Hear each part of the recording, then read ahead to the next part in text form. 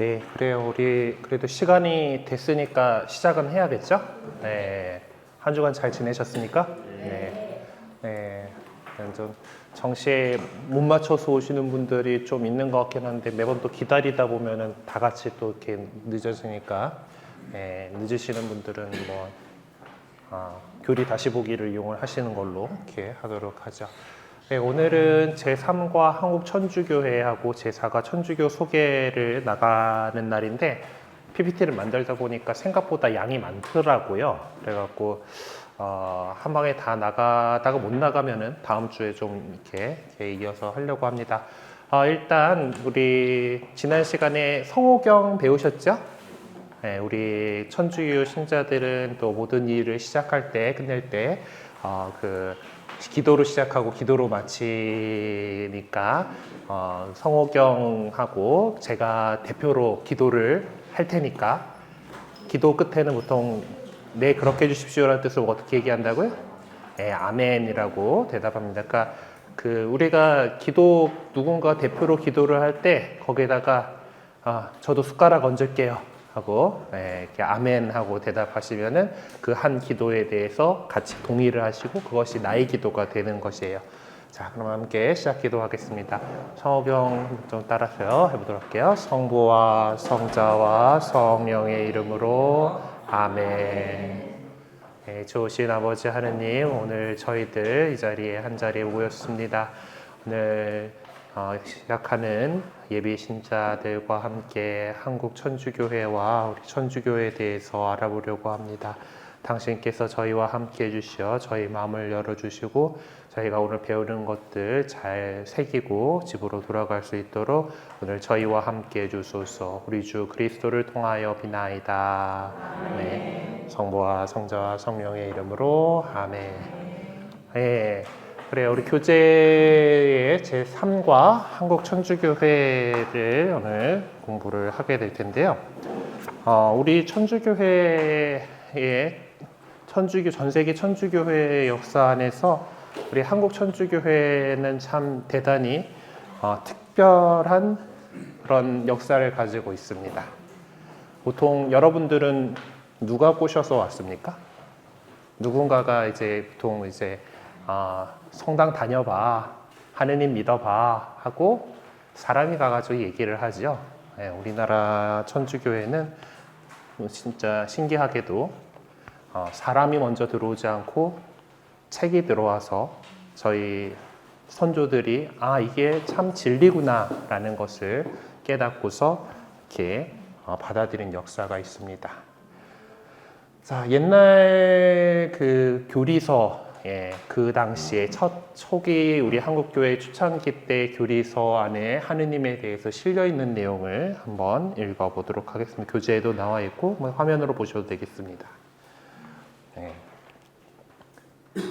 온갖 것이 지각과 손발이 있어야 능히 움직이고 지각이 없으면 움직이지 못하니 사람과 짐승은 지각이 있게 움직이고 흙과 돌은 지각이 없게 움직이지 못하니 그 중에 지각이 없고도 움직이는 것은 반드시 지각이 있는 이가 잡고 흔들어야 움직이므로 흙과 돌은 지각이 없어도 지각 있는 사람이 굴리면 움직이고 물레와 수레는 지각이 없어도 지각 있는 사람이 잡고 돌리면 움직이니 저 하늘의 해와 달과 모든 별이 귀와 눈이 없고 손과 발이 없고 혼과 지각이 없는데 능히 날마다 움직여 돌아가고 또 돌아가되 일정한 법이 있어 봄, 여름, 가을, 겨울이 차례로 돌아오고 밤낮과 덥고 추움이 고르게 나누어져서 1100년이 되도록 그 돌아가는 도수가 털끝만큼도 틀리지 않으니 지각 없는 것이 어찌 스스로 돌아가며 돌아간들 어찌 절로 도수에 맞으리요.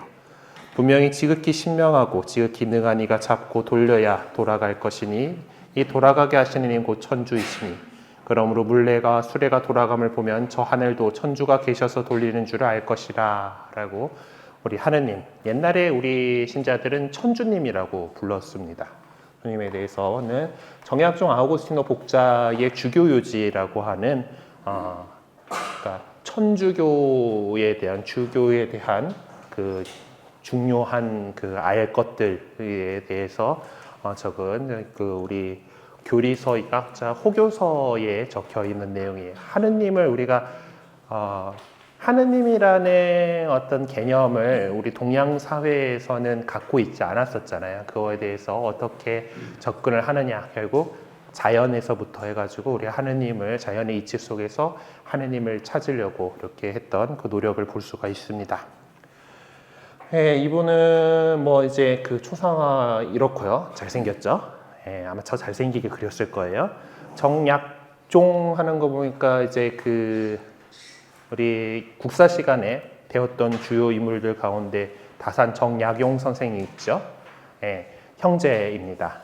예, 그 집안이 이제 원래 천주교를 받아들였었고, 그 가운데에 정약용 선생은 이제 천주교에 깊이 기이하지는 않았지만은 정약종 선생 같은 경우는 이제 순교까지 하시고 지금 복자품에 올라 있습니다. 그래서 이 그 주교지를 이제 한글로 된 그 교리서였고요. 이건 나중에 후대에 이제 그 좀 출판을 하게 된 책이긴 한데 이런 예전 교리서 내용에서 들어보았습니다. 네, 그럼 교리서에 나와 있는 필립비서 2장 1절에서 5절의 말씀 함께 오늘 시작하는 말씀으로 듣도록 할게요. 여러분이 그리스도 안에서 격려를 받고 사랑에 찬 위로를 받으며 성령 안에서 친교를 나누고 애정과 동정을 나눈다면 뜻을 같이 하고 같은 사랑을 지니고 같은 마음, 같은 생각을 이루어 나의 기쁨을 완전하게 해주십시오. 무슨 일이든 이기심이나 허영심으로 하지 마십시오. 오히려 겸손한 마음으로 서로 남을 자기보다 낮게 여기십시오. 저마다 자기 것만 돌보지 말고 남의 것도 돌보아 주십시오. 그리스도 예수님께서 지니셨던 바로 그 마음을 여러분 안에 간직하십시오. 네, 사도 바울께서 필리피 사람들에게, 필리피 신자들에게 보낸 편지입니다. 교재로는 32쪽에 지금 나가고 있어요. 32쪽에 있으니까 확인해 주십시오. 자, 그래서 오늘은 우리 천주교에 대해서 이야기를 할 겁니다. 네, 여러분들이 찾아오신 이 믿음을 살아가야겠다라고 오신 우리 천주교에 대해서 공부를 할 거예요.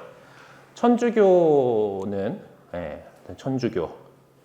천주교는 한자로 오면은 하늘천의 주인 주자에 그 가르칠 교자를 씁니다.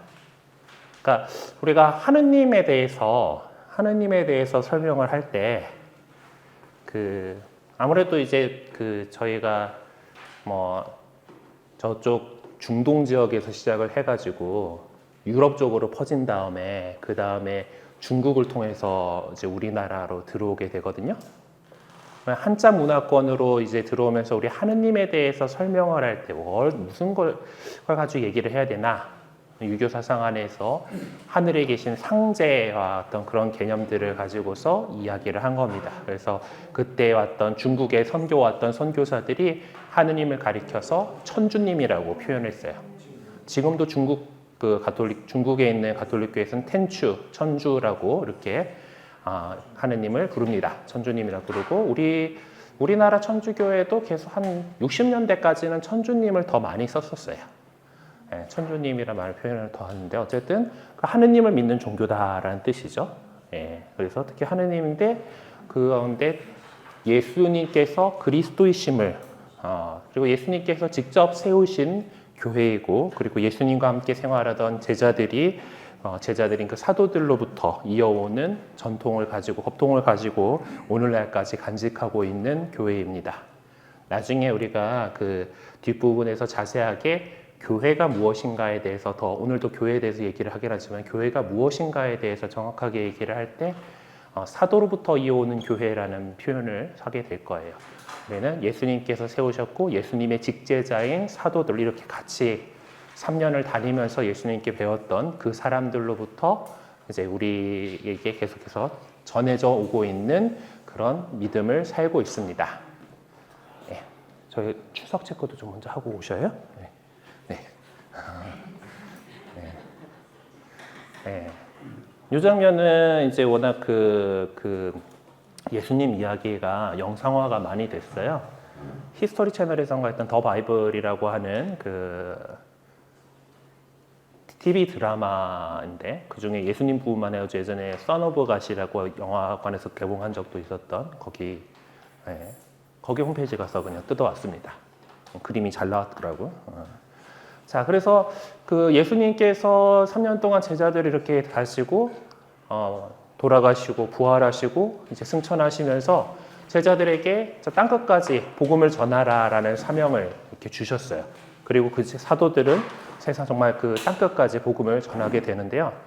유튜브를 찾아보다 보니까 어떤 사람이 이제 그리스도교가 어떻게 전파되어 갔는가에 대해서 영상을 만들었더라고요. 그래서 소리는 왜 안 나냐?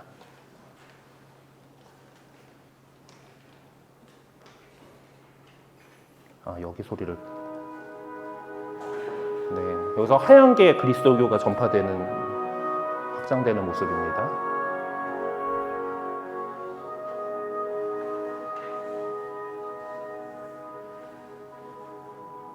뭐 이게 갔다가 뭐 박해를 통해서 다시 없어지기도 하고 뭐 이런 과정들을 거쳐요. 이렇게.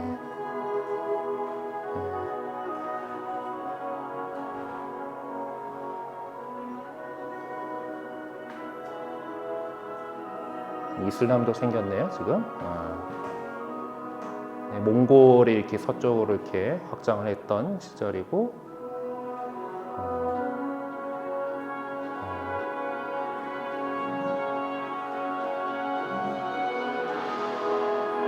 이제 시대가 이렇게 접어서 대항해 시대를 거쳐가지고 이제 일본과 중국에도 이렇게 전해지기 시작해요.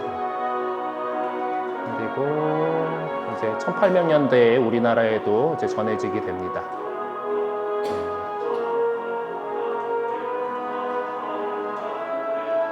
공산주의를 다시 이렇게 했던 거는 공산주의가 좀 이렇게 종교에 대해서 많이 박해를 한 것들이 있기 때문에 그래요. 어쨌든 그래서 전 세계 곳곳으로 그리스도교는 이렇게 퍼져 나갔어요. 하지만은 이제 우리 그리스도교가, 천주교회가, 그리스도교회가 어디 이렇게 갔을 때 늘 쉽게 받아들여진 건 아닙니다. 아까도 막 이렇게 전파가 됐다가 다시 밀려나기도 하고 뭐 이제 이런 과정들이 이렇게 나왔었잖아요. 초창기 때부터, 로마 시대 때부터 사실은 많은 박해를 받았었어요.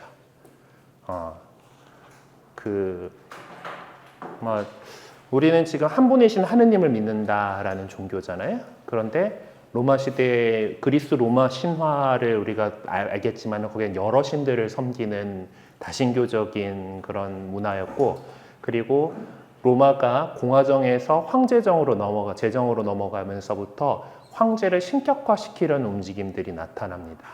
그러니까 마침 그리스도교회가 예수님께서 오신 그 시점이 이제 대충 이제 로마가 공화정이 무너지고 황제정으로 넘어가던, 카이사르가 활동하고 그다음에 그 아우구스투스가 이렇게 활동하던 그 시절이 되는데, 그 즈음이 돼서 황제정이 이렇게 발달을 하던 시절이고, 그리고 그때 이제 황제를 신의 아들로 이렇게 신격화시키는 움직임이 일어나요. 그럼 당연히 그리스도인들은 그거 네 하고 이렇게 제물 바치고 했겠어요?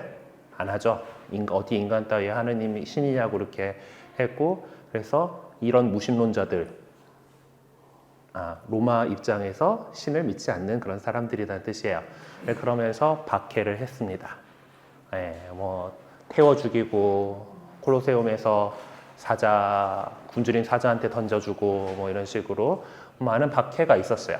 하지만 그럼에도 불구하고 아까 본 영상에서도 나왔지만은 그리스도교는 계속해서 번져 나갔습니다. 참된 가르침이기 때문에. 그리고 이런 그 죽음의 순간 앞에서도 의연하게 죽음을 받아들이는 순교자들의 그 모습들을 보고 사람들이 얼마나 그 목숨을 걸 만한 일이길래 그런 것이길래 저렇게 뭐 공포에 질려하면서 그렇게 죽는 것이 아니라 담담하게 그 죽음을 받아들이고, 그리고 오히려 막 기뻐하게까지 하고, 과연 그 다음에 우리가 이렇게 죽은 이 세상의 삶 다음에 하나님 나라가 있다라는 것을 믿기 때문에 그렇게 용감하게 박해자들에게 맞설 수 있었던 것인데, 그런 모습들을 보고 그리스도교회는 점점 이렇게 커져갑니다.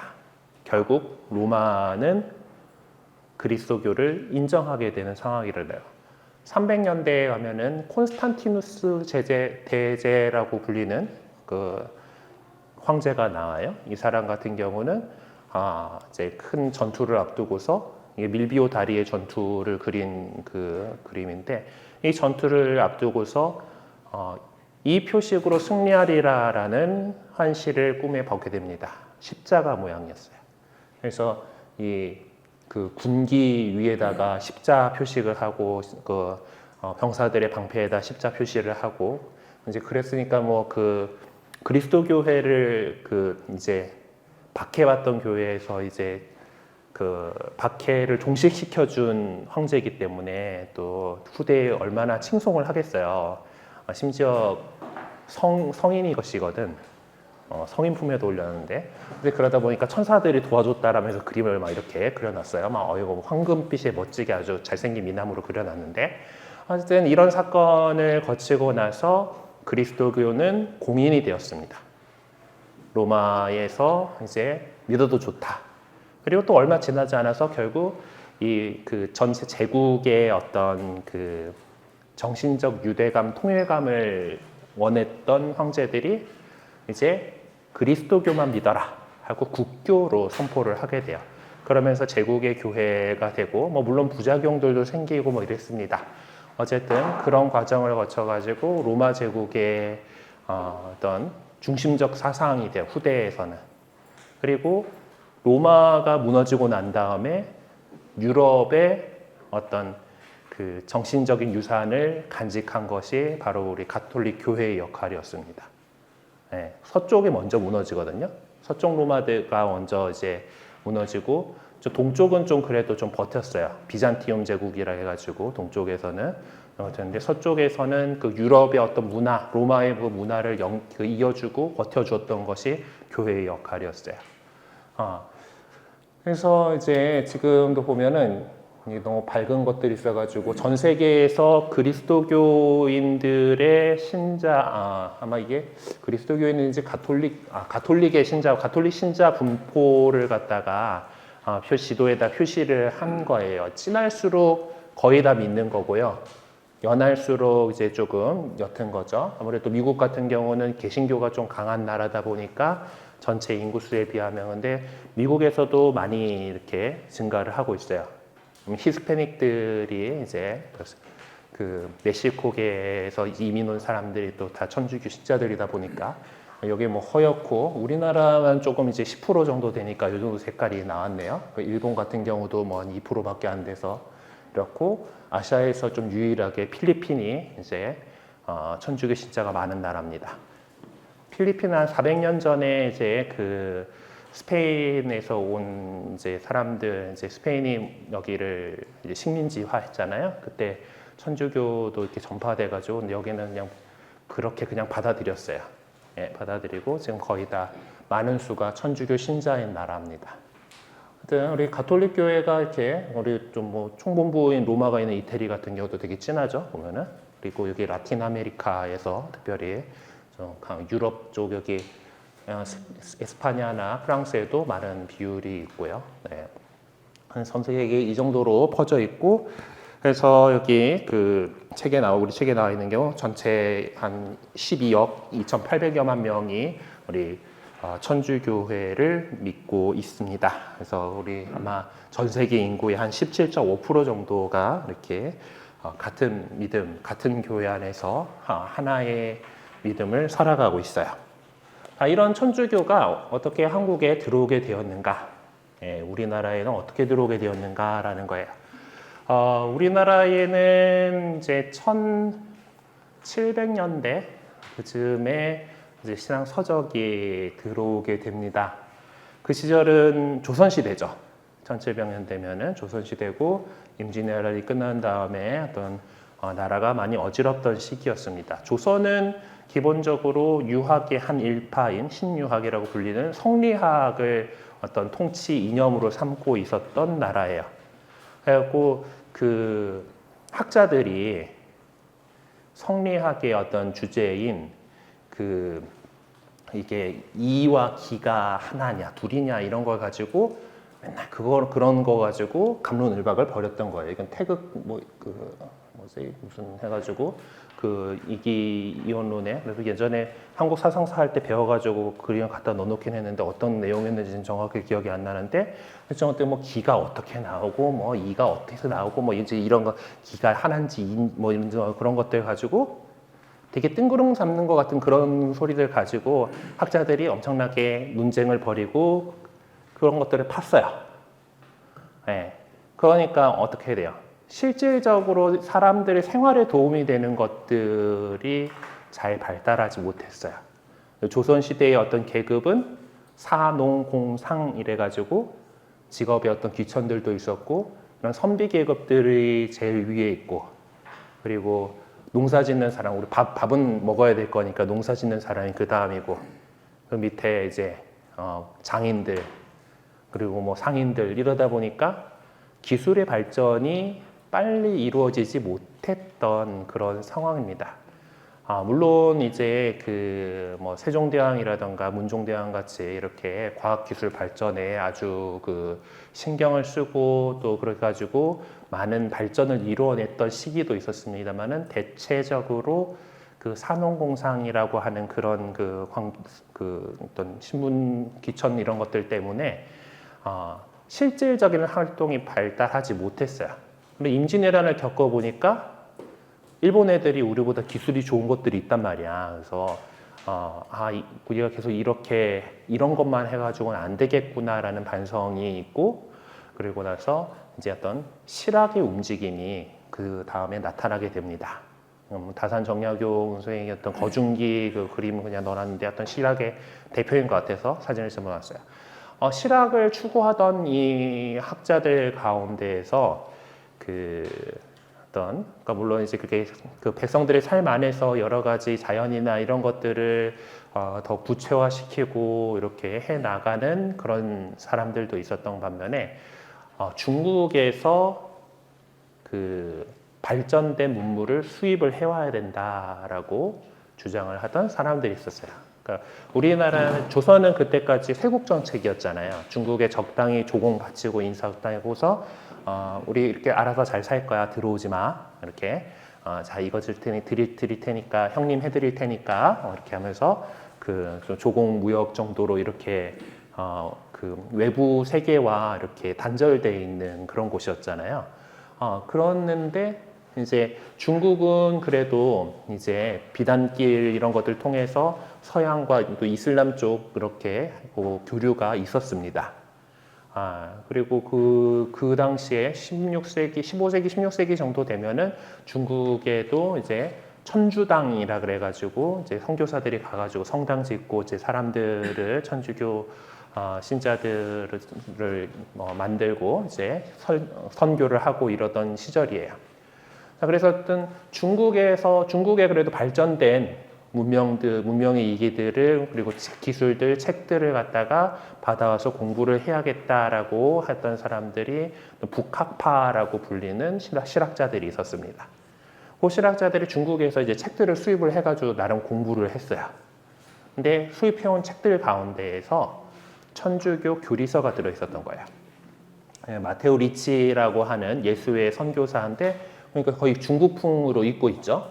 중국에 가가지고 그 천주교를 전해야 되니까 그쪽 사람들의 그런 생각들에 대해서 풍습 이런 것들을 잘 알고 그리고 특히 예수회의 어떤 선교 전략은 상층부에 있는 학자층, 지식인층을 먼저 공략하는 거예요. 그럼 중국도 어떤 유교적인 사상이 그 지식인들에게 있는 거잖아요.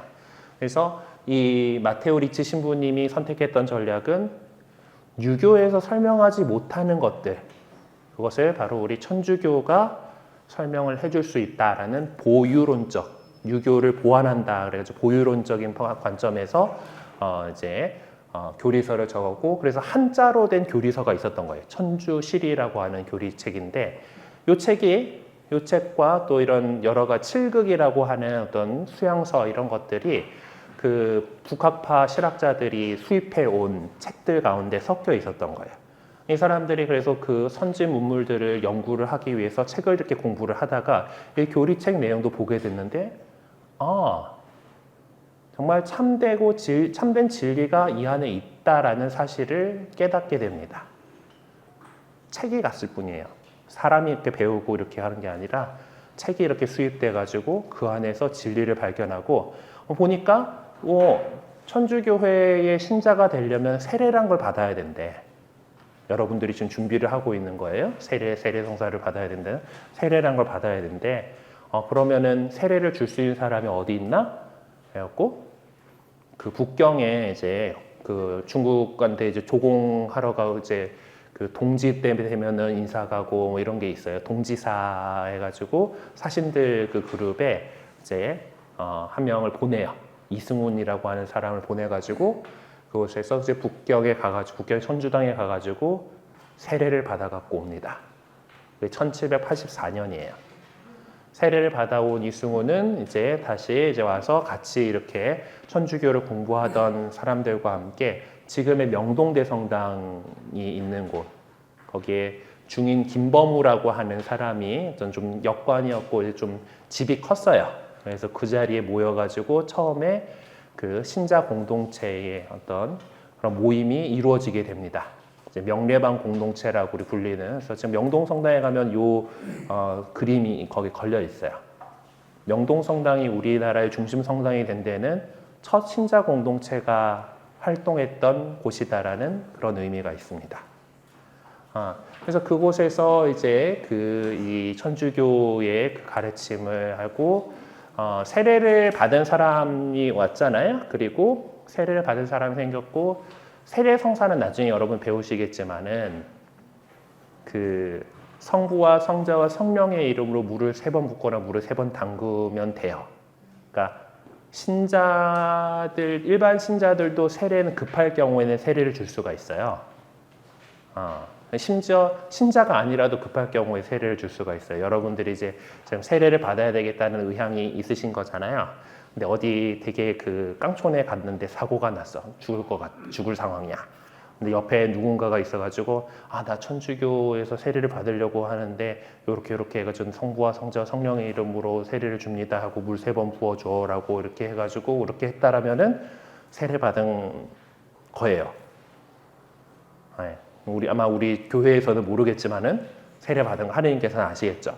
어쨌든 그래서 평신도인 이 사람들도 세례를 받아왔고 이승훈 베드로가 이제 또 같이 이렇게 공부를 했던 사람들에게 세례를 베풀면서 신자 공동체가 처음 생겨나게 됩니다. 그러니까 사실 어떤 사람들은 그 임진왜란 때 재작년쯤인가? 하여튼 그 사일런스라는 영화 나왔던 거 혹시 기억하세요? 천주교에 대해서 그때는 관심이 없어가지고 그 영화는 안 보셨겠군요. 네. 일본에 있었던 박해 상황에 대해서 다룬 영화고 원래 이제 엔도 슈사쿠라고 하는 일본 작가가 한 침묵이라고 하는 그 소설의 영화판인 건데 어쨌든 그 당시에 일본에는 이미 선교사가 와 있었어요. 임진왜란 전에 포르투갈 선교사들이 포르투갈 사람들이 일본에는 도착을 해가지고 무역을 하고 있었고 그냥 이렇게 선교사들이 이렇게 있었고 일본의 다이묘들 가운데에서도 어떤 사람들은 신자가 돼가지고 영주가 신자가 되니까 뭐 밑에 사람들도 신자 되고 이렇게 됐던 그래서 임진왜란 때 우리나라에 쳐들어왔던 일본 외장들 가운데 고니 씨가 그건가? 근데 지금 정확하게 저 이름이 기억이 안 나는데 그 장군 같은 경우는 천주교 신자 장소예요. 휘하 사람들도 신자가 있었고 아마 포르투갈인 선교사 신부님이 군종 신부로서 우리 땅을 밟지는 않았을까라고 추정을 해요. 근데 하지만은 그때는 전쟁 와중이고 적군에 소속돼 있었으니까 우리 신자들을 만들 수 있는 상황은 아니었죠.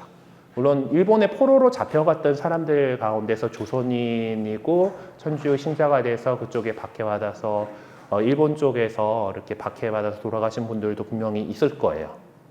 네. 하지만 우리나라의 신자 공동체가 형성된 것은 요 때이기 때문에 그래서 우리 한국 천주교회의 시작은 1784년으로 봅니다. 네. 그래서 요 사건을 이렇게 했어요. 자, 문제는 천주교의 가르침이 신분제 사회였던 그 당시 조선하고 맞지 않았다라는 거죠. 예. 다 양반 있고 그 평민 있고 하면 어떻게 되지? 양민이 있고 양반, 중인, 양민, 천민 이렇게 하잖아요. 그렇죠? 상민인가?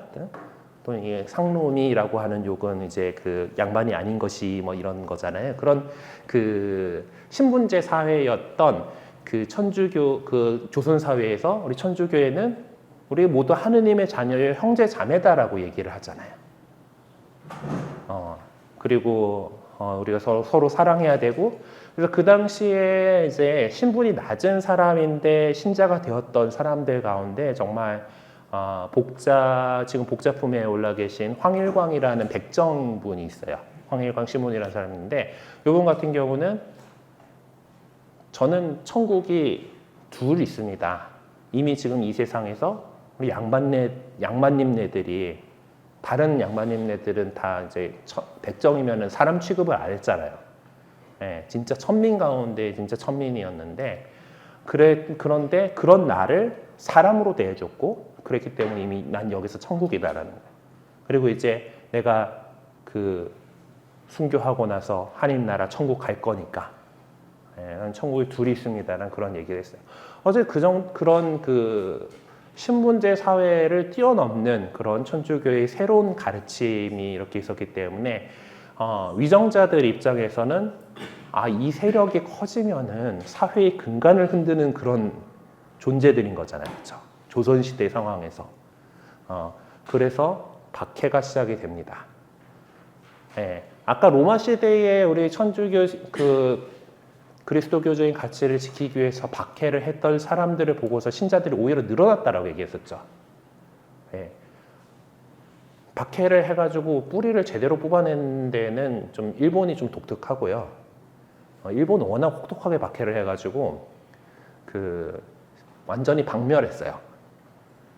천주교 신자니까 임진왜란 이후에 그때 거기에도 이제 통일이 되고 막 이러면서 이제 그 상황 속에서 천주교 다이묘들을 실각시키고 이제 그들을 끌어내려야 되는 그런 걸로서 천주교가 금지되고, 그리고 진짜 혹독한 박해를 하면서 그 바람에 이제 그 신자들이 되게 숨어서 신앙생활, 신부님 다 없어지고 숨어서 신앙생활을 하면서 이제 가쿠레 기리시탄이라고 하는 잠복 그리스도인들 해가지고 이제 그런 사람들이 이렇게 숨어서 살았던 사람들이 조금 있긴 있었지만은 진짜 완전히 그 박멸을 했었고, 그때 때문에 그런지 일본은 아직 선교가 잘 안 돼요, 지금.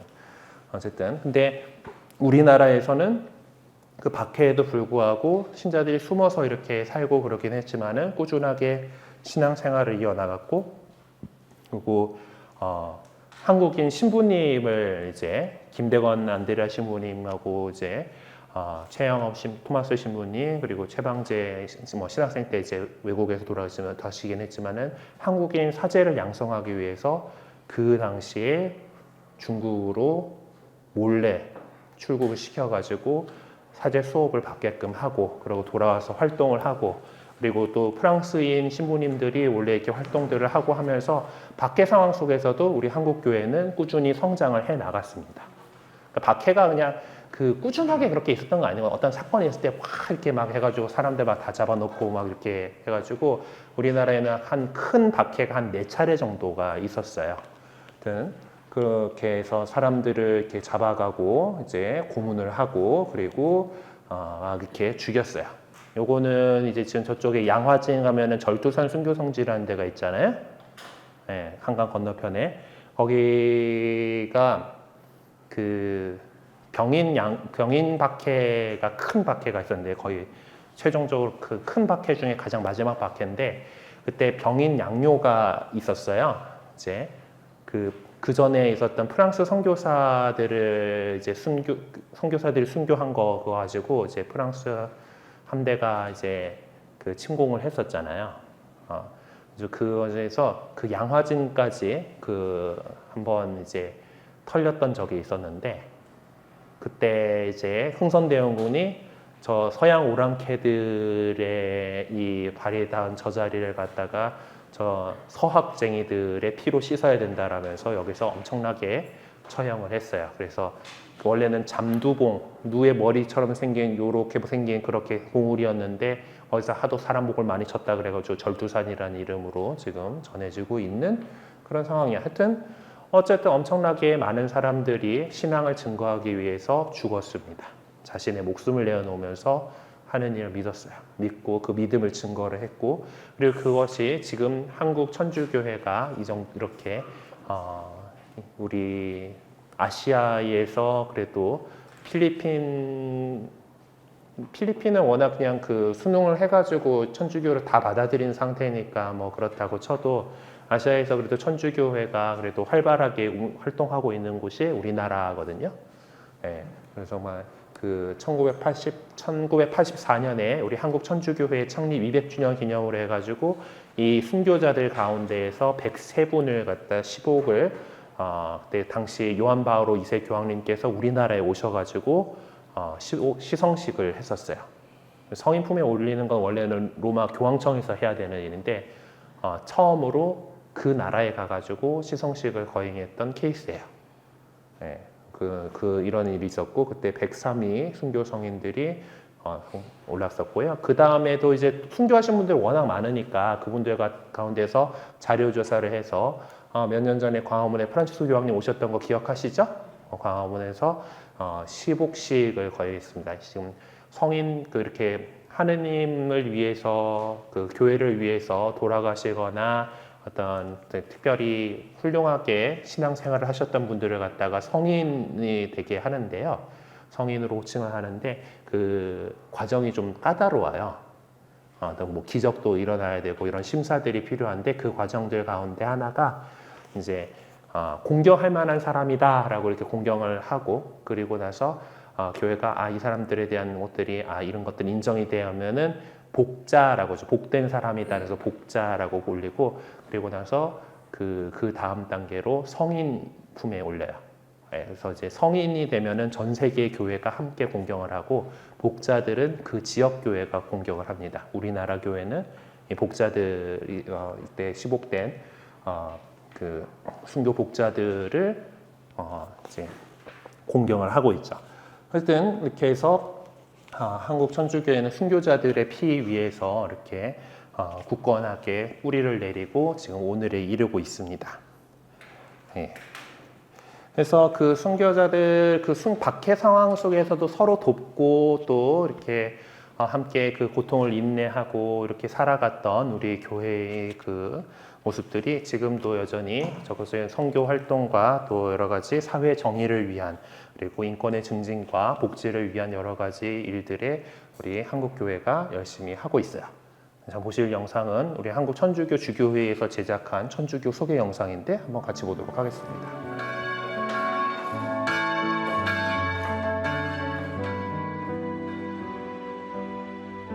두려움이 만연한 세상, 이웃과 멀어지는 세상에서 신앙 안에 한 몸을 이루고 복음의 기쁨을 전하며 어두운 세상에 빛을 비추는 공동체,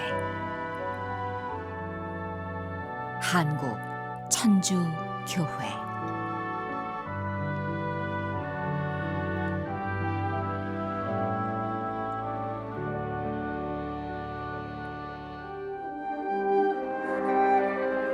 한국 천주교회는 세계적으로 유례가 없는 스스로 신앙을 받아들인 교회입니다.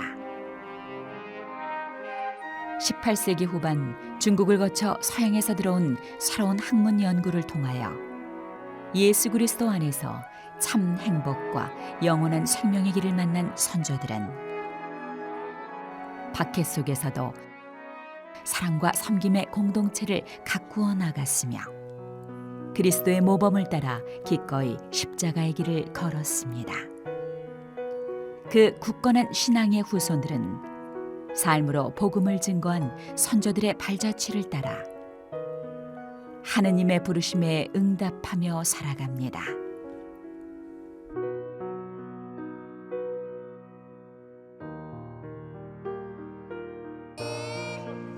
그리스도를 따르는 길을 선택한 이들은 기도하며 하느님 말씀에 귀 기울이고 주님 사랑의 표징인 성사를 통해 신앙을 꽃 피우며 마음 깊이 체험한 복음의 기쁨을 이웃과 세상에 전합니다.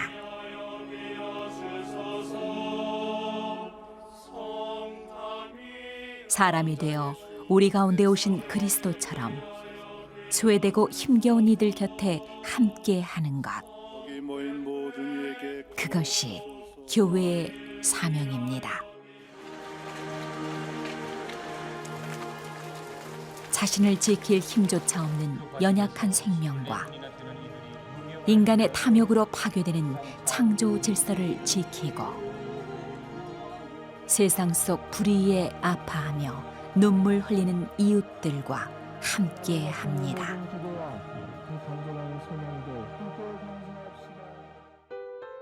박해와 전쟁, 가난 속에서도 하느님의 은총 속에 자라온 한국 천주교회는 받는 교회에서 나누는 교회로 성장하여 전 세계에 1천여 명의 선교사를 파견하고 보편 교회와의 만남 속에 그리스도를 사는 기쁨을 온 세상과 함께 나누고 있습니다.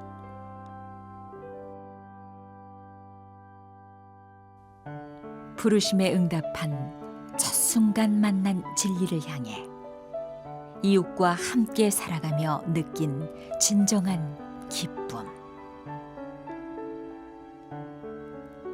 그 행복 속에 그리스도와 일치하며 성장한 한국 천주교회는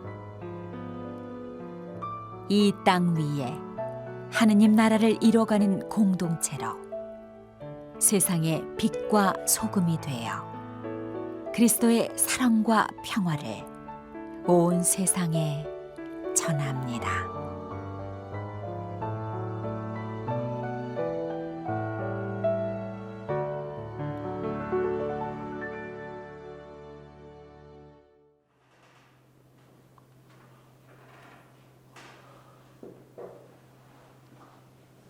하여튼 그런 아름다운 공동체를 만들기 위해서 열심히 노력하고 있습니다. 제가 노력한다고 표현한 것은 역시 교회도 사람들이 모이는 데다 보니까 불완전하다라는 것들을 좀 미리 말씀드리는 거예요. 어쨌든 그래서 우리가 그래도 예수 그리스도에게서 가르쳐 주신 사랑 그리고 선조들이 지켜낸 믿음을 계속해서 이렇게 살아가기 위해서 애쓰고 있습니다.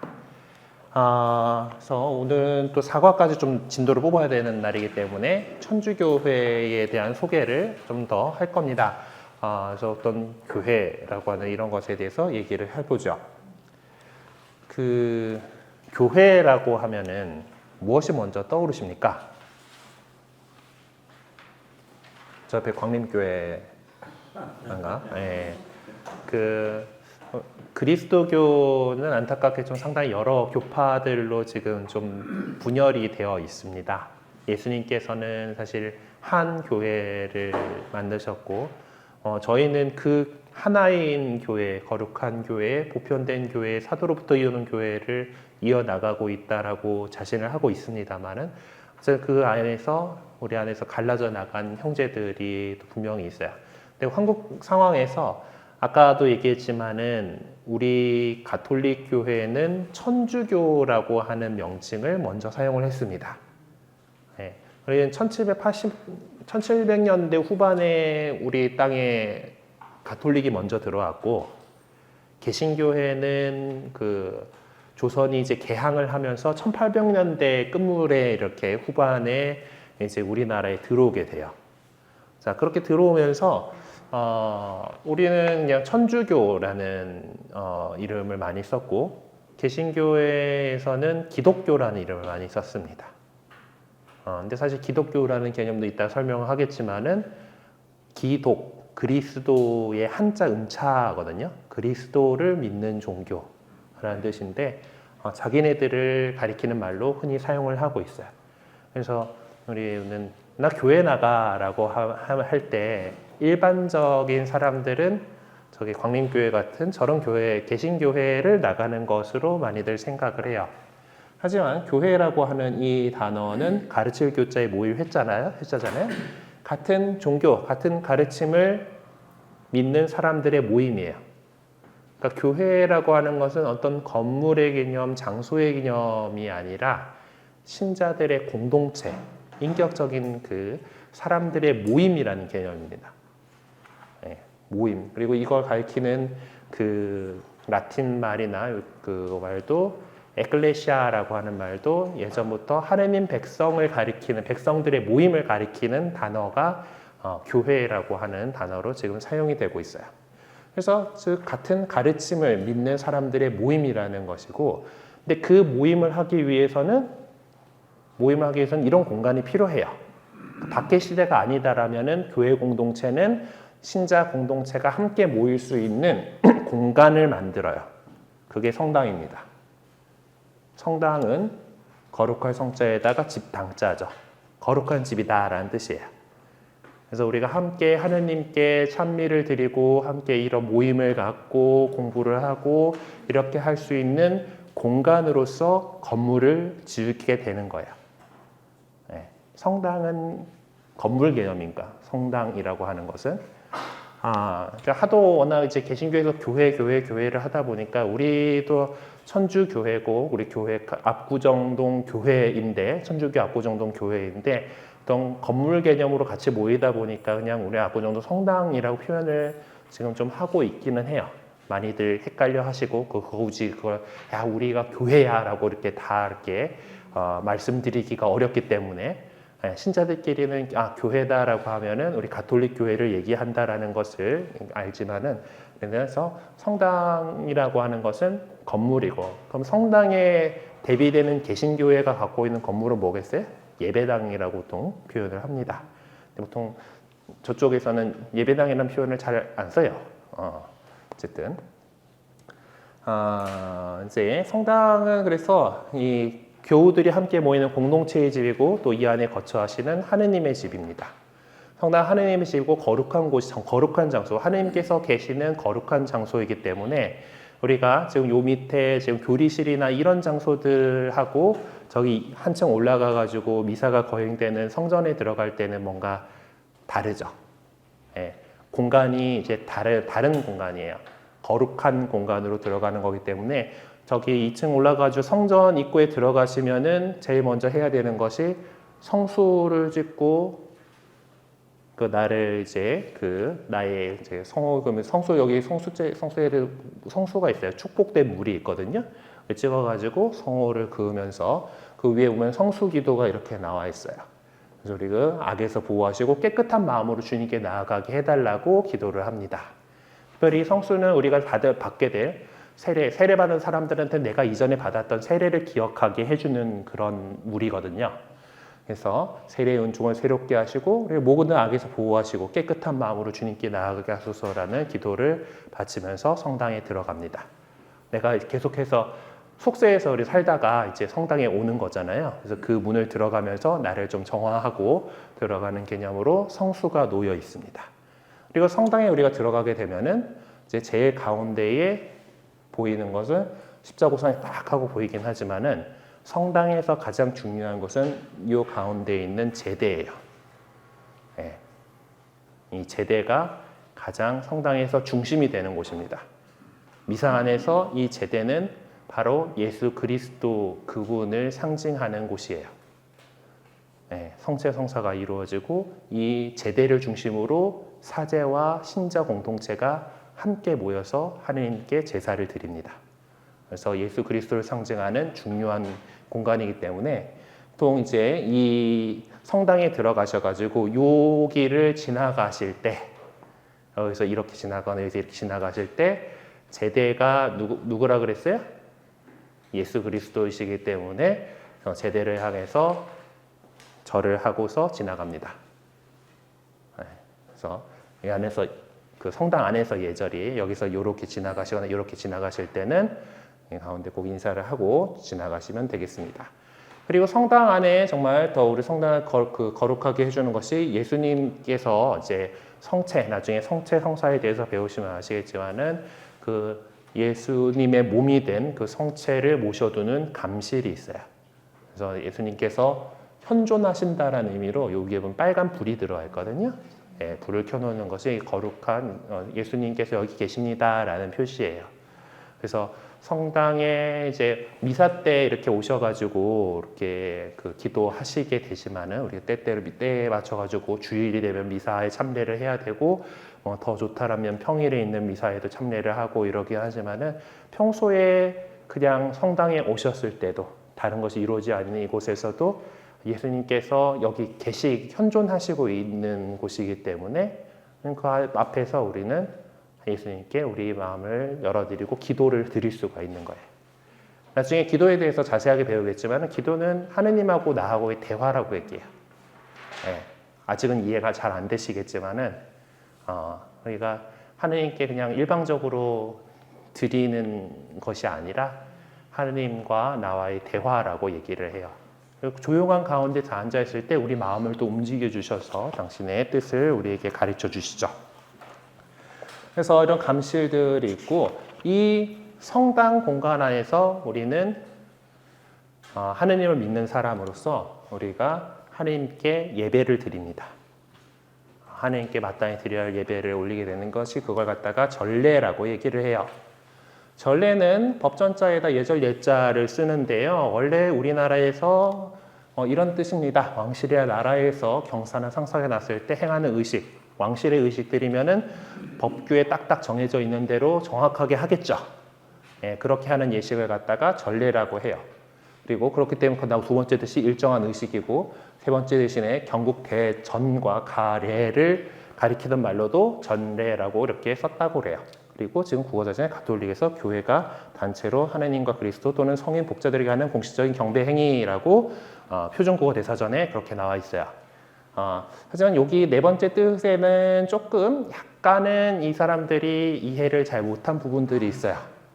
교회가 단체로 공적으로 하느님과 그리스도에게 드리는 경배 행위는 전례가 맞는데 성인들이나 복자들에게 하는 것은 전례가 아니라 신심행위라고 합니다. 이거는 이제 국어 사전 만든 사람들이 정확하게 파악을 못해서 그렇고, 근데 또 우리 교회 안에서도 좀 넓게 쓰이는 의미로 전례를 넓게 쓰이는 의미로는 좀 그런 신심 행위들까지도 포함을 해요. 하지만 일단 전례는 기본적으로 교회 공동체가 안 나오냐? 그 교회 공동체가 성령 안에서 예수 그리스도와 함께 하느님 아버지께 드리는 공적인 예배입니다. 사적인 예배가 아니고 우리 교회 공동체가 함께 드리는 공적인 예배예요. 그래서 전례는 공적인 예배이기 때문에 여기에 들어가는 것은 미사 성제가 있고, 그리고 성모일도라고 하는 이제 그 수도자들이나 저희 신부들은 매 시간이 될 때마다 바쳐야 되는 기도가 있어요. 이 두 가지가 전례에 해당이 되는데, 이제 여러분들은 이제 성모일도까지는 아직 아실 필요는 없을 것 같아요. 나중에 더 깊이 들어가시게 되면은 이것도 배워보시면 좋긴 한데요. 어쨌든 미사라고 하는 것을 우리가 하게 되죠. 거행을 합니다. 미사는 크게 말씀 전례와 성찬 전례로 이루어져요.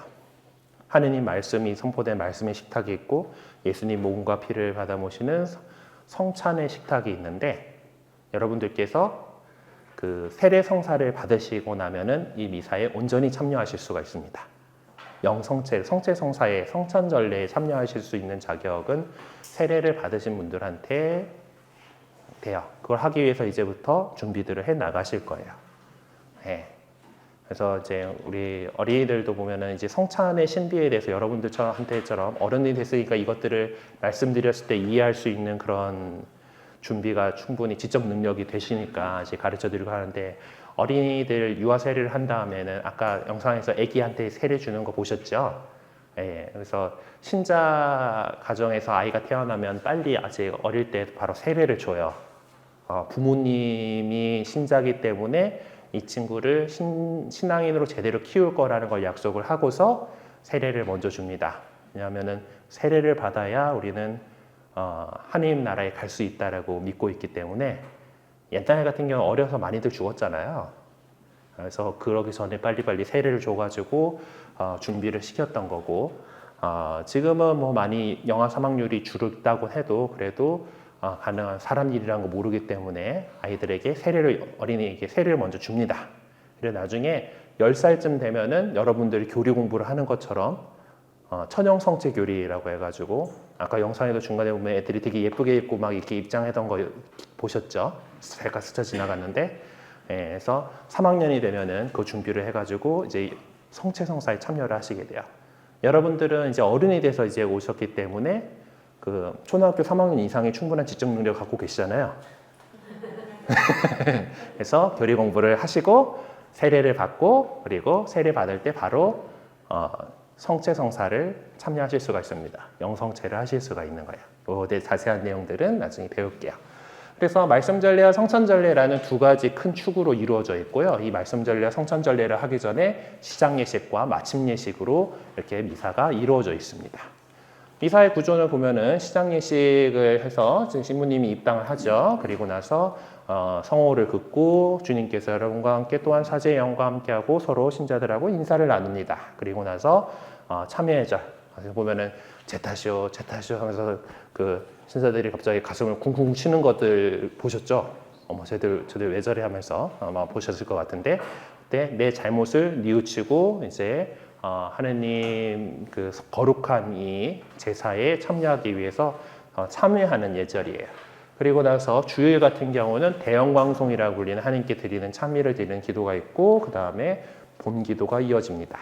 그 다음에 말씀전례에서 이제 하느님의 말씀을 듣게 돼요. 일독서가 있고 화답송이 있고 이독서가 있고 복음환호성이 있고 복음을 듣고 그리고 강론을 듣고 신앙 고백을 하고 보편제한 기도를 합니다.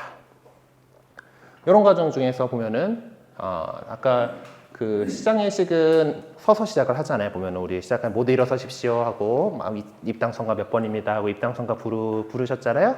그리고 나서 그 본기도 끝나고 제일 독서 들을 때는 앉았죠. 예. 앉는 것은 지금 제가 하는 말씀을 여러분들이 앉아서 듣고 있는 거와 마찬가지로 어떤 누군가 말하고 있을 때 그것을 잘 듣는 자세가 앉는 자세예요. 예. 앉는 자세는 우리 일상생활하고 똑같죠? 예. 다를 게 없죠. 그리고 복음 환호성 할 때부터 일어나요. 복음 환호성 모두 일어서십시오 하고 알렐루야 이렇게 복음 환호성을 하고 복음은 또 서로 서서 듣습니다. 우리가 뭐 어떤 공연을 딱 했는데 되게 그 경의를 표할 때 많이 나오는 것이 기립박수잖아요. 일어서요. 경의를 표하는 거는. 예. 그래서 복음에 대해서는 주님께 어떤 그 경의를 표하기 위해서 존경을 표하기 위해서 일어납니다. 일어서서 듣고 강론 때는 신부님 말씀하시니까 잘 들어야죠. 네, 잘 듣는 시간이고 신앙 고백은 이제 또 하느님께 또 존경을 담아서 경의를 담아서 하는 기도기 때문에 일어나서 바칩니다. 그리고 보편제한 기도 우리 전 세계의 사람들을 위해서 많은 사람들을 위해서 함께 기도를 해요. 자 그리고 나서 이제 성찬전례로 넘어가게 되는데 성찬전례는 이제 제대와 예물을 준비를 하고 이때 여러분들이 예물을 봉헌을 하죠. 봉헌들이 다 이렇게 된 다음에는 신부님이 예물 기도를 하고 그 다음에 감사 기도를 하고 그 안에서 감사송과 거룩하시도다 그리고 감사 기도하면서 이제 성체와 성혈이 그 전에 빵과 포도주였던 것이 예수님의 몸과 피로 변화하는 거룩한 성변화가 일어납니다. 이때 보면은 복사가 종을 쳐주죠. 땡 하고 종을 쳐요. 예, 그 땡 하고 종 치는 거는 주의를 환기하기 위함입니다. 그래서 이때 중요한 시간이에요. 보세요 라는 뜻이에요. 예, 그러고 나면 신부님이 땡 하고 내 몸이다 하고 땡 하면 성체 이렇게 들잖아요.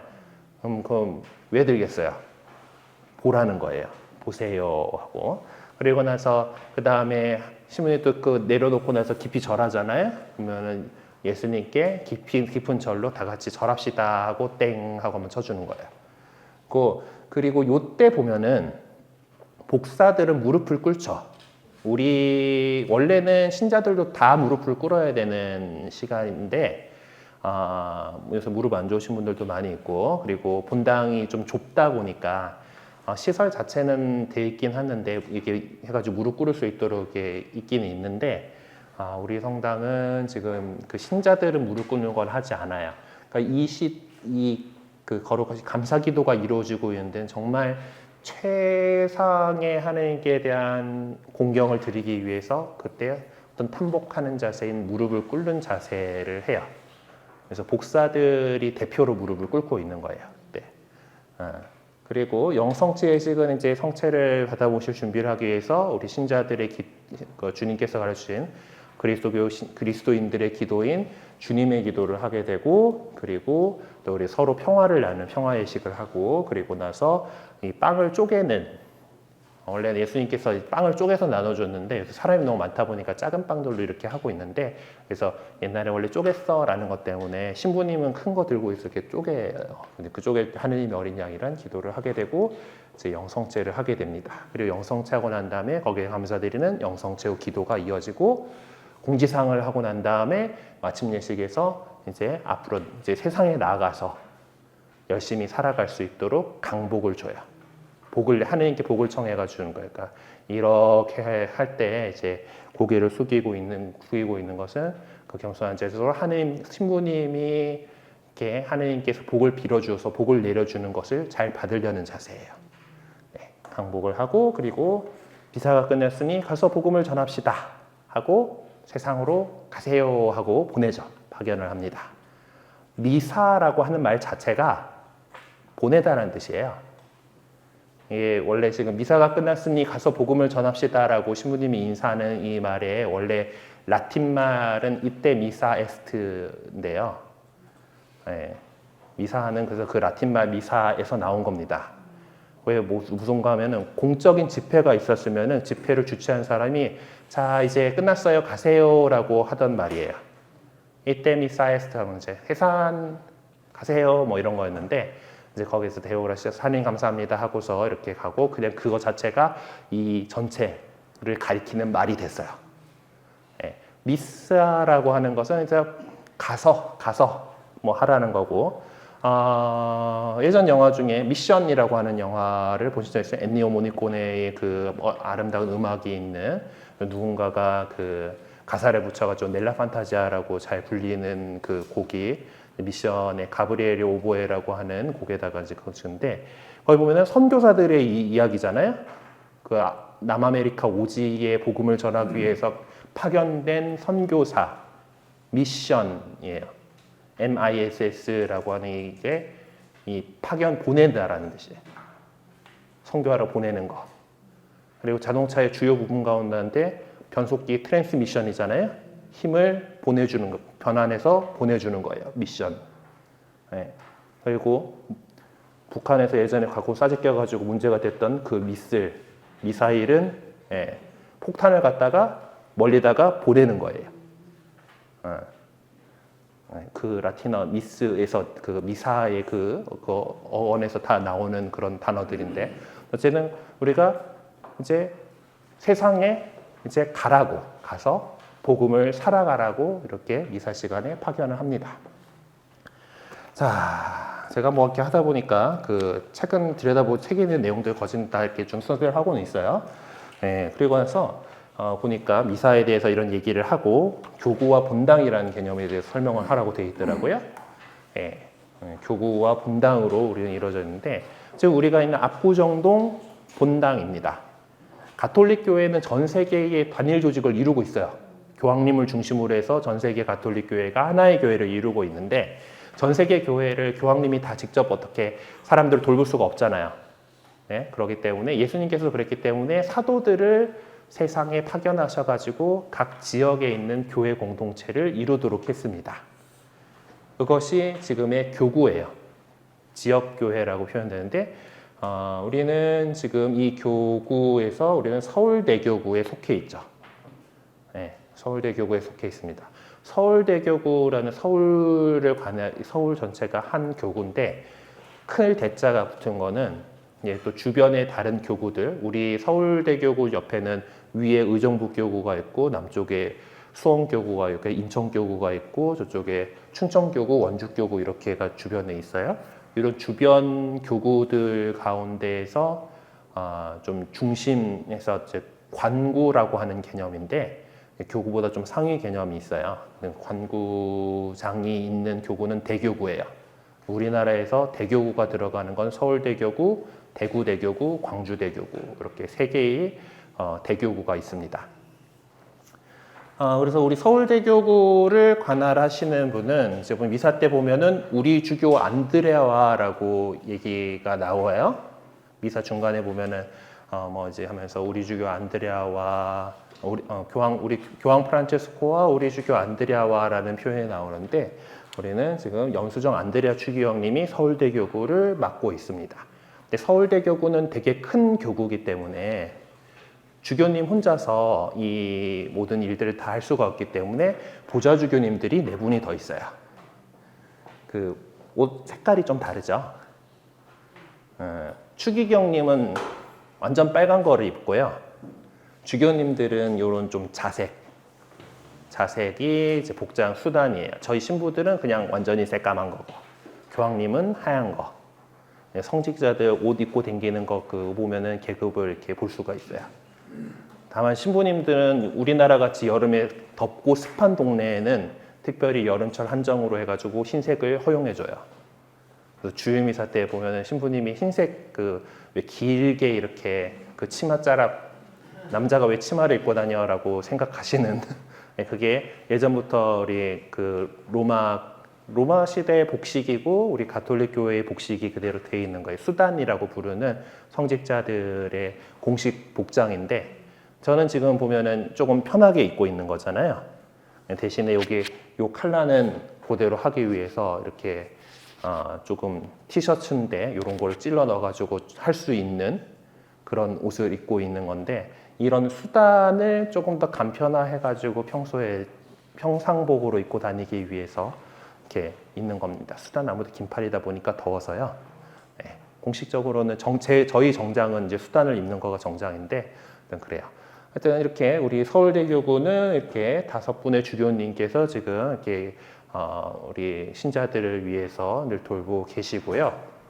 우리는 지금 서울대교구의 압구정동 문당에 소속이 돼요. 예. 주교님이 혼자서 이 서울 전체 신자들을 다 돌볼 수가 없잖아요. 예. 인구 1000만 도시에 우리가 보통 신자 비율이 우리 한국이 한 10% 정도인데 100만 명이나 되는 사람들을 갖다가 주교님이 이렇게 5분에서 돌볼 수가 없기 때문에 각 동 정도 단위마다 그 본당이라고 하는 페리시, 영어로는 페리시라고 쓰는데 본당이라고 하는 구역 공동체를 만들어요. 그리고 거기서 주교님을 대신해서 신자들을 돌보도록 신부님을 파견합니다. 협조자인 신부님을 파견합니다. 그래서 우리 성당에는 그래서 지금 보면은 지난번에 교구장님 오셨을 때 단체 사진 찍은 건데 저희 이성훈 미카엘 주임 신부님이 책임자세요. 예, 주임 신부님에서 본당을 맡도록 파견된 신부님이에요. 저는 그거 도라고 부주임 신부이고 김광도 고스마 신부입니다.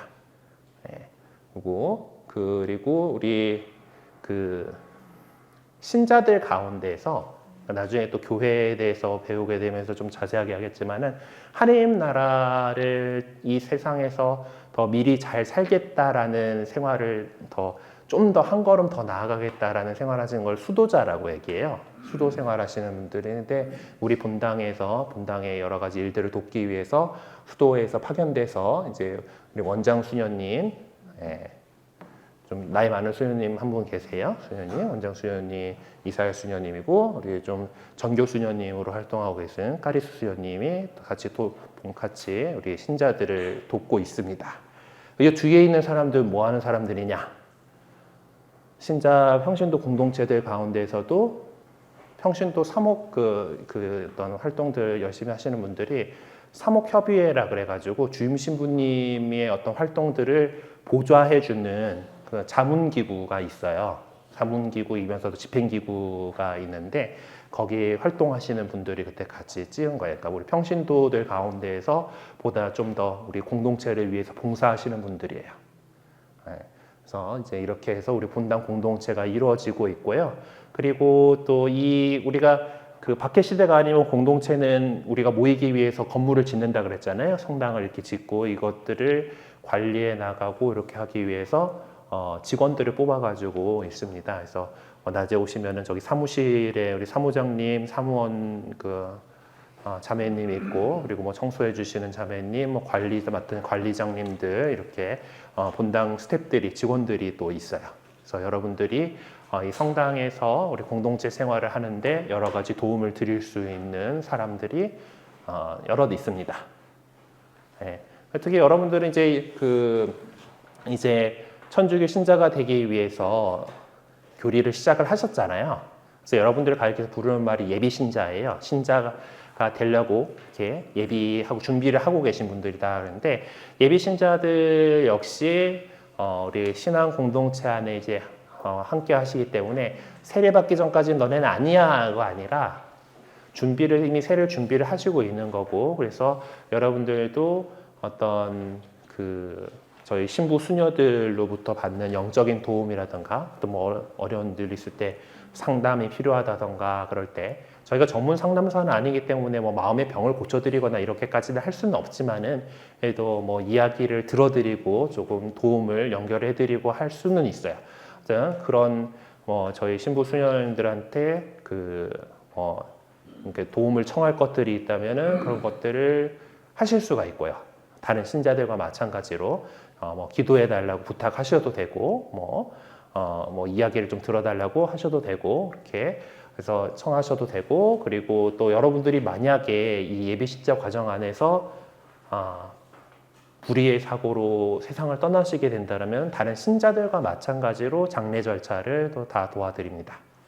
예, 저희 천주교식으로 장례를 하실 수 있어요. 예, 신자에 준하게 다 그런 대우들을 하게 돼요.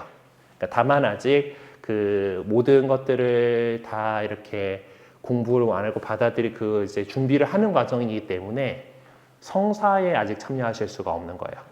성체 성사에, 특별히 성체 성사, 고해 성사 같은 성사에 아직 참여하실 수 없고, 세례 성사를 잘 준비해가지고 세례 성사를 하시고 나면은 다른 신자들과 마찬가지로 이렇게 모든 신앙 생활을 하실 수가 있습니다. 예비 신자 과정이 그렇다라는 거고, 그래서 우리 교회 공동체는 그래서 기본적으로 형제로 보살펴주는 교회 공동체를 열심히 지향을 하고 있어요. 우리가 더 서로 사랑하고 이렇게 하는데, 물론 이제 열심히 저희는 그렇게 형제적 사랑으로 살라고 가르치고는 있습니다만은, 안타깝게도 여러분들이 만나다 보면은 뭐 성당 다니는 사람들이 왜 저래라는 분들을 만나실 수도 있어요. 우리 안타깝게도 인간들이 모여 사는 데다 보니까 완벽할수록 다 천사는 아니에요. 그러니까. 근데 그럼에도 불구하고 대부분 그래도 조금이나마 복음이 가르치는 대로, 예수님께서 가르쳐 주시는 대로 사랑하면서 살려고 애쓰고는 있는 사람들이니까 세상에 다른 그런 공동체, 그런 사람들보다는 훨씬 나을 겁니다. 또 우리가 그렇게 이 형제로 보살펴주는 교회 공동체가 되기 위해서 이렇게 애쓰고 있고 노력을 하고 있어요. 오늘 그리고 조금 시간을 좀 더 쓸게요. 그래도 용어 설명들까지 그냥 마치고 오늘 나가려던 걸 쭉 나가겠습니다. 알아둡시다 부분인데, 첫 번째 3과에서 알아보자라고 나와 있던 건 하나님 문제예요. 우리나라는 좀 안타깝게 이 하느님에 대한 명칭이 통일이 안 돼가지고, 그리스도 교파 같은 애 미국 가면은 그냥 다 가시면 되잖아. 갓, 로드 이러면 되잖아. 끝나잖아. 그쵸? 가시면 돼. 근데 우리는 하느님을 부르는 용어가, 우리 천주교 같은 경우는 하느님이고, 저기 개신교에 가면은 하나님하고 부른단 말이에요. 자, 어찌된 역사인가? 일단은 아까도 살짝 말씀드렸습니다. 우리 천주교 신자들은 원래 하느님을 가리켜서 천주님하고 불렀어요.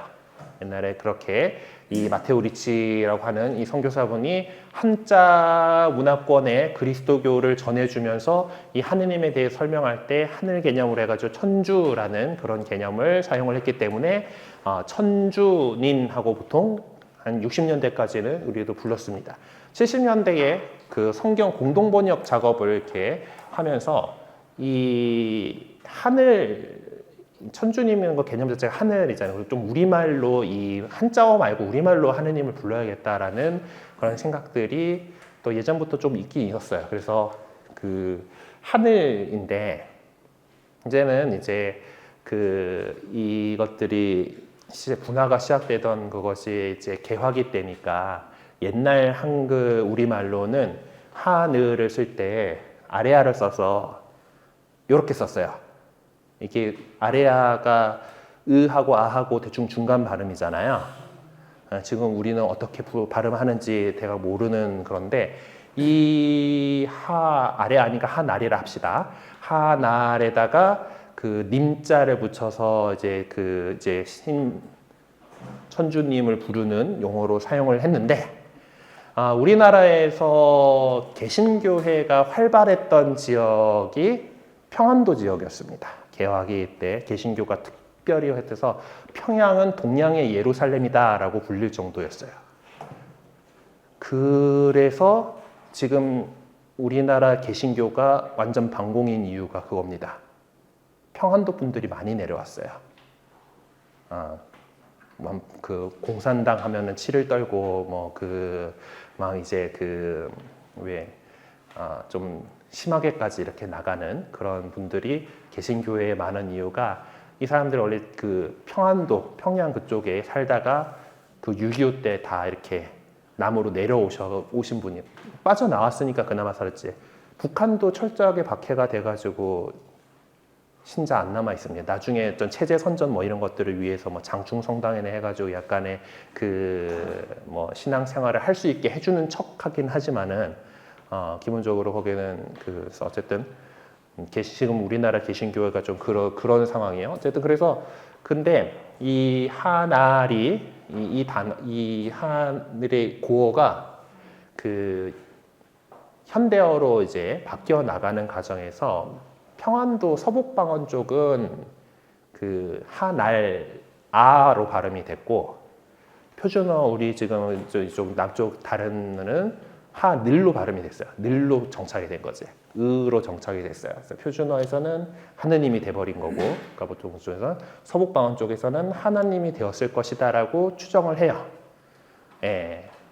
그런데 이제 여기다가 이제 한 분이신 하느님을 hun송하여라 했잖아. 그래서 유일신이다라는 그런 의미 부여가 들어가요.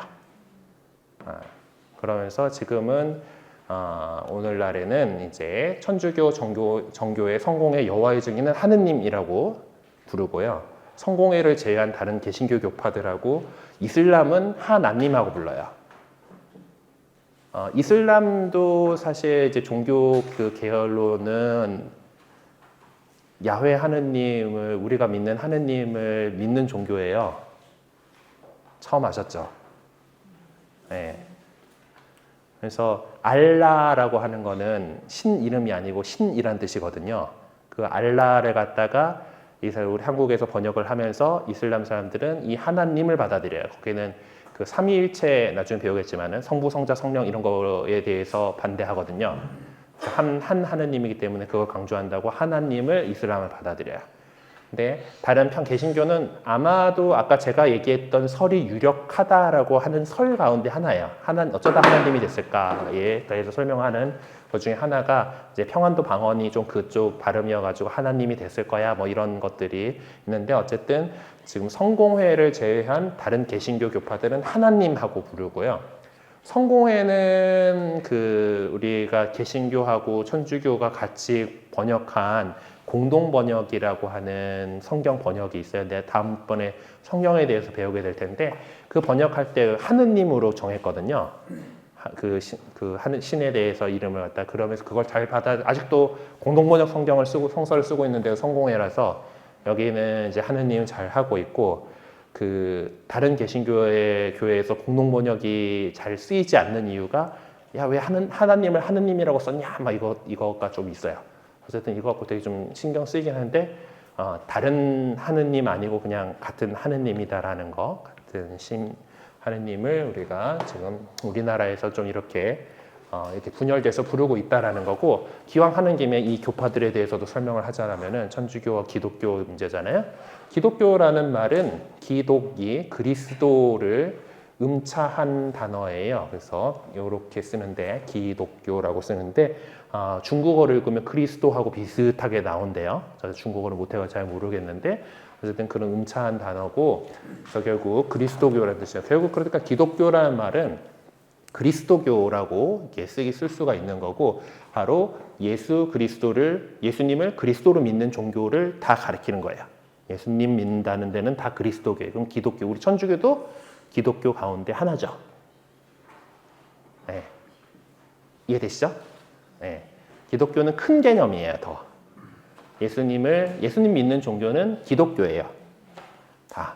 그러니까 저기만 기독교가 아니라 그러니까 기독교예요. 근데 우리는 이제 그 하느님에 대해서 설명할 때 아까도 얘기했지만 한자문화과에서 천주교라는 이름을 먼저 썼다 보니까 그 좀 그렇고 근데 어쩌다가 이렇게 좀 나뉘게 된다면 원래 예수님께서는 그리스도교를 만드셨겠죠.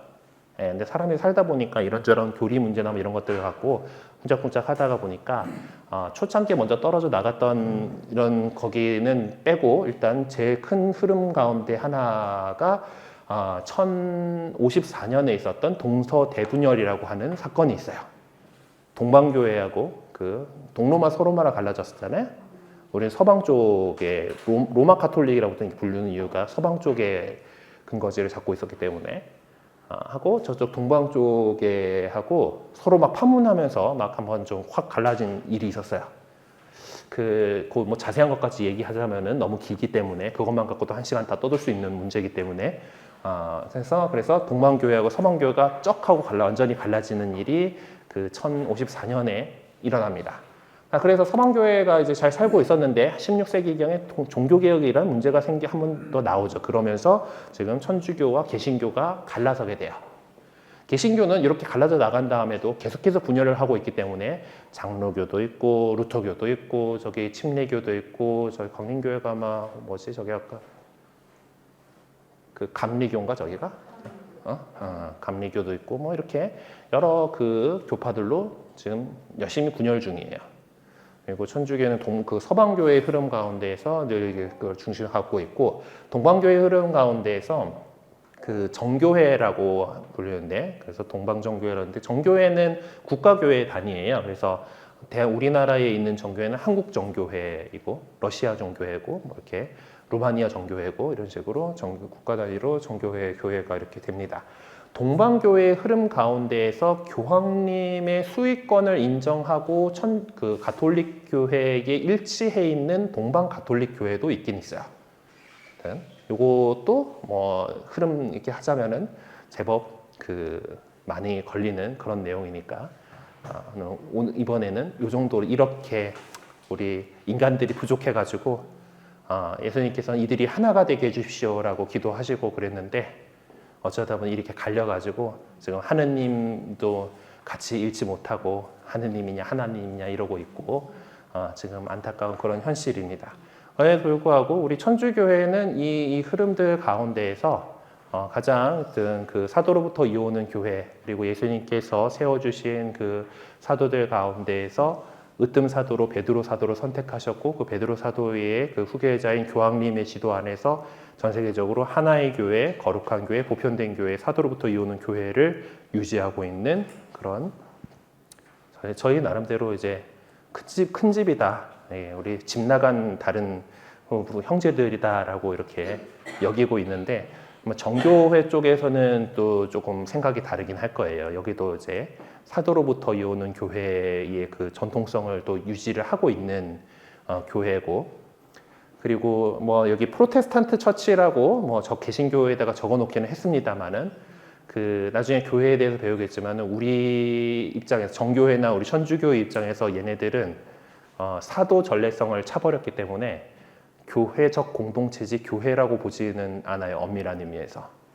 뭐 스스로 뭐 교회 믿는 사람들 예수님 믿는다고 모여 있는 단체다 보니까 그냥 교회라고 하는 거에 대해서 뭐라 하지는 않는데, 하여튼 그 기본적으로 우리 신학 안에서 엄밀하게 따지면은 여기 개신교회는 안타깝게도 사도로부터 이어오는 교회 그리고 하나인 교회가 이루어지지 않고 있기 때문에 저기는 그냥 교회 같은 그런 공동체 정도로 이렇게 갈라져 나간 형제들이 이렇게 있습니다. 그래요. 긴 시간 동안 지금 90분이나 열심히 제가 하는 얘기들을 잘 들어주셔서 감사한데 혹시 질문 있으세요? 여기서 질문하면 왠지 역적이 될 것만 같은 그런 분위기죠. 네. 그래요. 하여튼 오늘까지 좀 그 두 과씩 묶어가지고 나가는 바람에 이것저것 좀 길었습니다. 생각해보니까 또 준비하다 보니까 상당히 내용이 길었는데 말하다 보니까 다 얘기를 해버리고 말았어요. 다음 시간부터는 그래도 조금 여유 있고 그리고 그 1시간 안에 끝낼 수 있도록 이렇게 해 보도록 하겠습니다. 그러면은 함께 마침 기도 바치고 이 시간 마무리하도록 할게요. 그리고 뭐 이제 잠깐 공지라면은 오늘 처음 오신 분들도 있으니까 저는 여러분들이 결석을 하셨을 때 다시 이 교리 내용을 인터넷에서 보실 수 있도록 유튜브에다 업로드를 하고 있습니다. 아마 내일이나 모레나 오늘 한 것들도 올라가게 될 텐데 유튜브에서 압구정 성당을 검색을 해보시면은 저의 채널을 김광도 고수마신 분이니까 제 채널을 찾으실 수가 있을 거예요. 그리고 빠지시는 경우에는 나중에 제가 저하고 면담하는 시간들 있긴 할 텐데 그때 이제 이 인터넷으로 그 유튜브로 보신 것을 나 제대로 봤다라는 거를 그래도 증명은 하셔야 되니까 그 보시면서 빠지셨을 때 보시면 따로 이렇게 공부를 하시면서 A4 한 장 놓고 좀 뭐 어떤 내용들이 나왔다 끄적끄적 정리를 하시면서 보세요. 네. 그거를 제출을 하시는 걸로 혹시 빠지셨을 때 사정이 생겨가지고 빠지셨을 때에 그걸 대체 과제로 제출을 하도록 하겠습니다. 하지만은 피치 못할 사정을 너무 확대 해석하지 않도록 그거는 부탁을 드리고 우리 함께 그래 눈을 서로 마주보고 이야기를 하는 것이 좋잖아요. 사실 인터넷 모니터에 이렇게 뚜렷하게 쳐다보고 있는 거 눈 아픕니다. 그러니까 많이들 잘 참여해 주시고요. 그리고 뭐 주일 미사라던가 이런 것들도 잘 챙겨서 해주시기를 부탁을 드립니다. 마친 기도 함께 하겠습니다. 성부와 성자와 성령의 이름으로 아멘. 좋으신 주님, 오늘 저희들과 함께 해주셔서 감사합니다. 당신께서 세워주신 교회에 대해서 이렇게 공부를 하였고 저희가 이 교회의 일원으로서 또 세상에서 당신의 뜻대로 살아나기를 바라면서 이 교리 시간 열심히 공부해 나가려고 합니다. 저희들 끝까지 당신께서 함께 해주시고 이끌어 주소서. 우리 주 그리스도를 통하여 비나이다. 아멘. 성부와 성자와 성령의 이름으로 아멘. 수고 많으셨습니다.